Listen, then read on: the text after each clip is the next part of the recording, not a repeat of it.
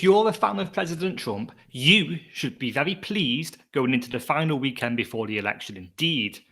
Look at the polls that have been coming out recently. Biden is portrayed as having an astronomically high lead.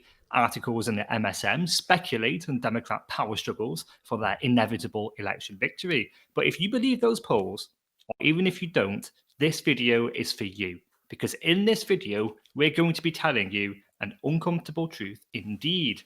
Most Democrats are going to tell you that this election is nothing like 2016, when the polls are spectacularly off and fail to see Trump's victory coming. Well, we've performed an analysis of the key battleground states, and in this video, we're going to show you that not only is the race a lot like 2016, we're going to be showing you why we think that result is going to be repeated.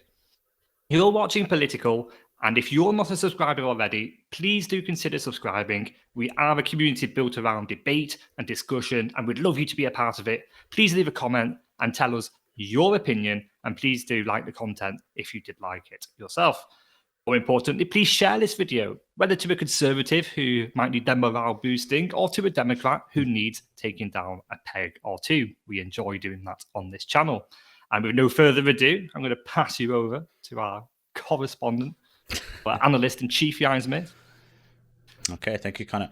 So let's take a look then. Let's start with the national polls. Okay, so here are the national poll averages according to Real Clear Politics between Biden and Trump since, well, a year's worth of polls, the max polls. And let's have a look at them, have a look at the polls Trump and Clinton in the last election, 2016.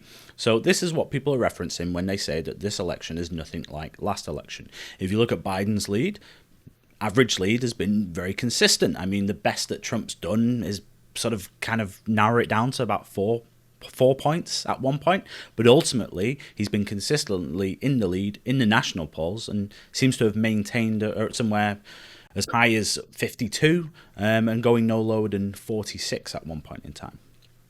They'll look at that and they'll say that's nothing like this chart here from 2016, when you can see it's kind of all over the place. Trump has some periods of success where he actually takes the lead at a couple of points, but still overall, you look at those two lines and one of them is quite clearly above the other. But here's the thing. The election is not decided by the national vote. Everyone knows that. It's decided by the Electoral College.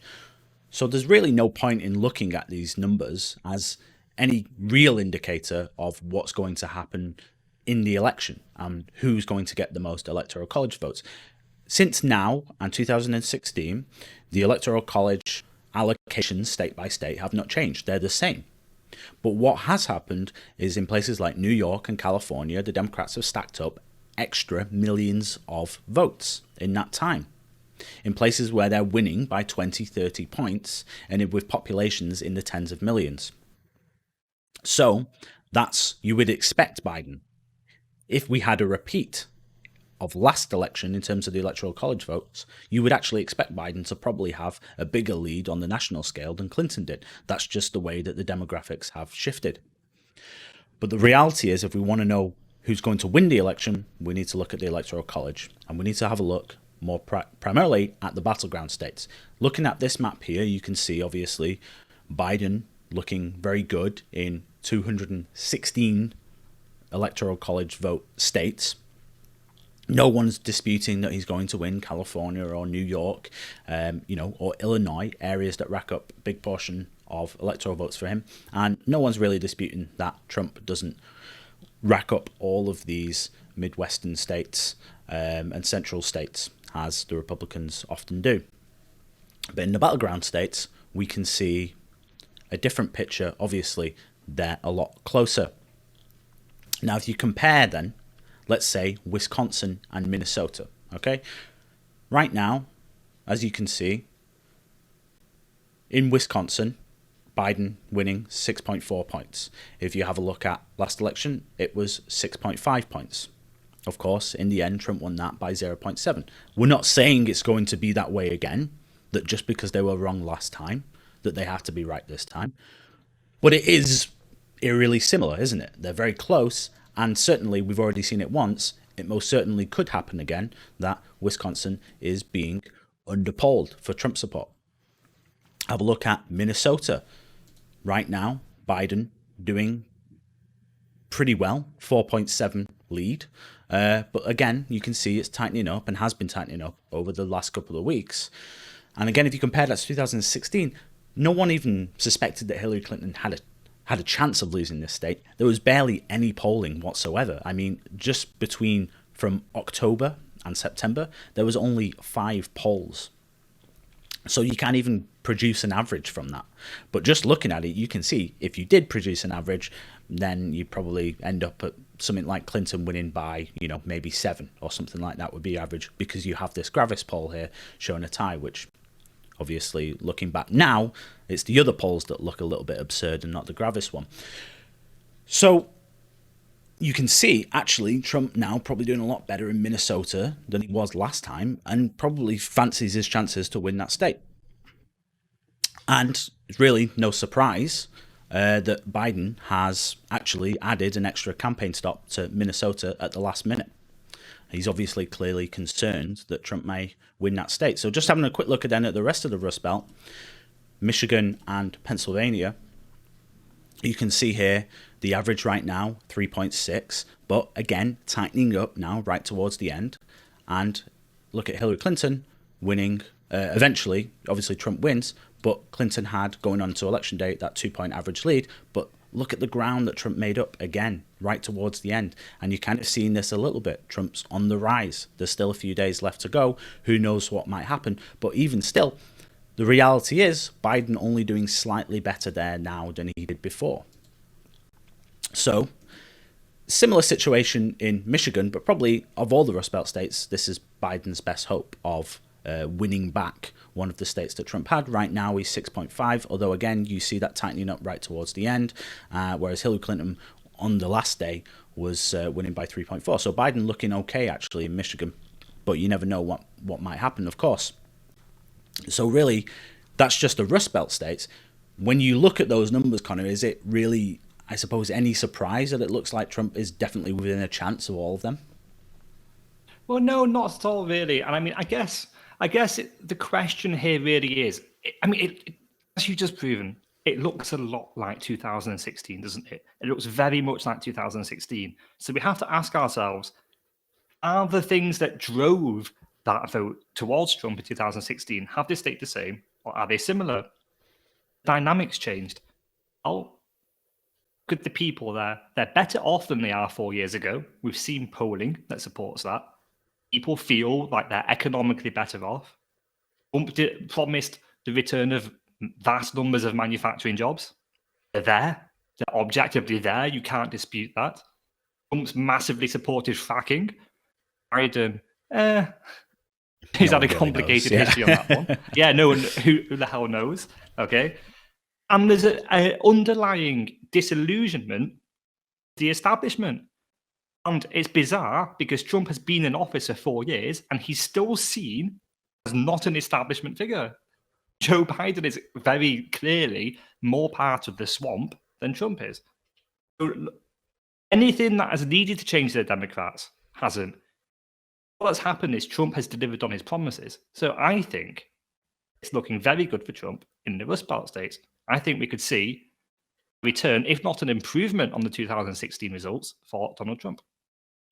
Yeah, certainly he's added Minnesota into the mix and put Biden on the defensive by adding that campaign stop in there. Probably, if anything, just to save face if he does lose it, because otherwise it looks like he's just ignored it.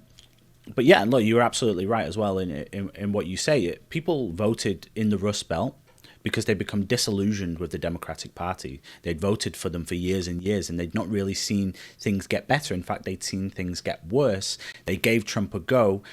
And as Trump himself said, what have you got to lose? They probably weren't expecting much, but he certainly delivered on most of the things that he said that he would. Why would any of them, in their right mind, want to change now to Joe Biden, the guy, the very epitome of the type of politician that they had become disillusioned of and had voted against? It doesn't make any sense to me. Now, We could be wrong. Obviously, it's going to be incredibly close, and Biden might edge it and he might be president. But the reality is, this really is just a message to the people who say that Trump has no chance. He absolutely does have a chance, and he certainly has a chance in the Rust Belt. But as we saw, Biden is winning, it would appear anyway, by a bigger margin than Hillary Clinton did nationally. Why? We said he's picked up votes in places like California and New York. Obviously, he maintains a strong lead there, and those populations are bigger. But he is actually closing the gap in areas that Trump won quite convincingly. Places like Texas, where Trump won by 10.8, it's now, they're saying, only 2.3. Could be wrong, but certainly it looks that way, that it's trending towards Democrat. Same in a place like Arizona. We've seen Californians flock to Arizona, and now they're voting for the Democratic government that they ran away from.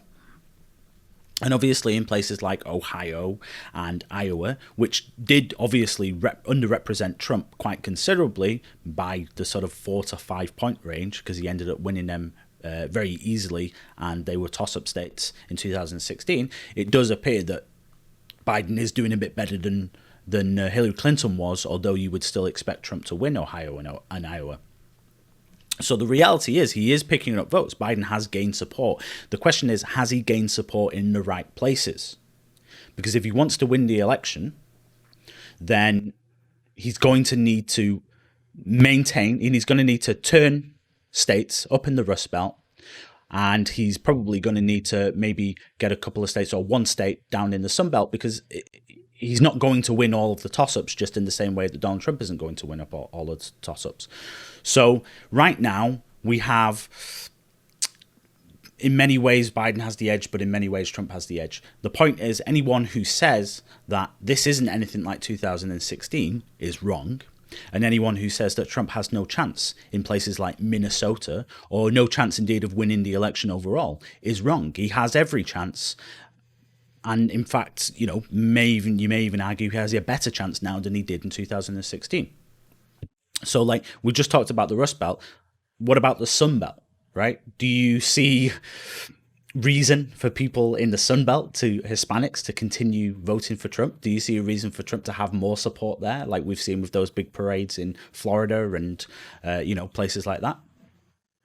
Well, I mean, we've seen all the polling, haven't we? We've seen that Hispanics and people of color in general are massive. There's a massive swing towards Trump in these previously exclusively Democratic constituencies, especially amongst Hispanics, where Trump's been very strong on socialism and communism, as opposed to the Democrats who embrace it. When he's very strong on illegal immigration, which negatively impacts Hispanics and people of color more. Trump has delivered for these people who the Democrats, by the way, have been taken for granted for the last 4 years. They say, oh, Trump's a racist, so therefore you automatically vote for us. Well, actually, if you're a Hispanic person, you disagree with that, and you have real policy concerns. You don't want to be paying more in tax. You do want a strong immigration policy, possibly. So definitely Trump showed up his support in those key demographics. And yeah, it's exactly as you say. It's a winner-takes-all system. If you win a state by one vote, you still get everything. You still get all of that state's votes in the electoral college in most states.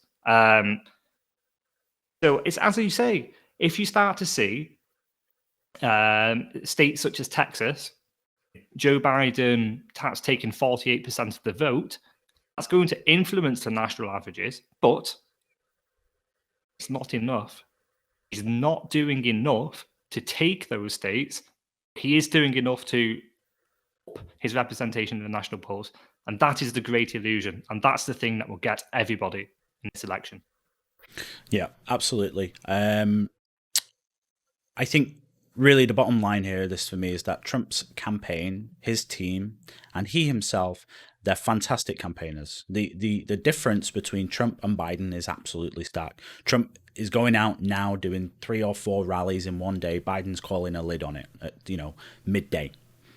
And they're great at using the statistical analysis, using newer technologies, social media, this kind of thing, for targeting ads in the exact right places, the places where they need to win votes. And it seems that they're still very good at that, because all of the places where they need to be tightening up, they're tightening up. You don't really see much movement in the national polls, but you see big movements in the battleground states. So, listen, anything can happen. And this isn't a video to say that Trump is 100% going to win. If you think back to 2016, he only won by very thin margins in multiple states that if they'd gone the other way, right now, Hillary Clinton would be the president. So anything can happen. But to suggest that this is now a clear road in for Biden and there's absolutely no chance for Trump to win is absolutely ludicrous. And I think we just wanted to kind of paint a picture here and give the context of the situation, because I keep seeing opinions of or articles or whatever coming from mainstream media or indeed people, commenting down below on our videos and saying, no, this is totally wrong. It's incredibly biased what you're saying or this or that. No, the reality is that you've been fed this idea that Biden is no chance that he loses. Well, there is absolutely every chance. He may still win, but certainly it's a lot closer than a lot of people seem to think. Now, so anyway, there's only a few days left till the election. We will be giving our official prediction between now and then. So if you do enjoy our analysis then and what we've been saying and you enjoy the content, then please give us a subscribe because you won't want to miss that. And until next time, as always, thank you for watching.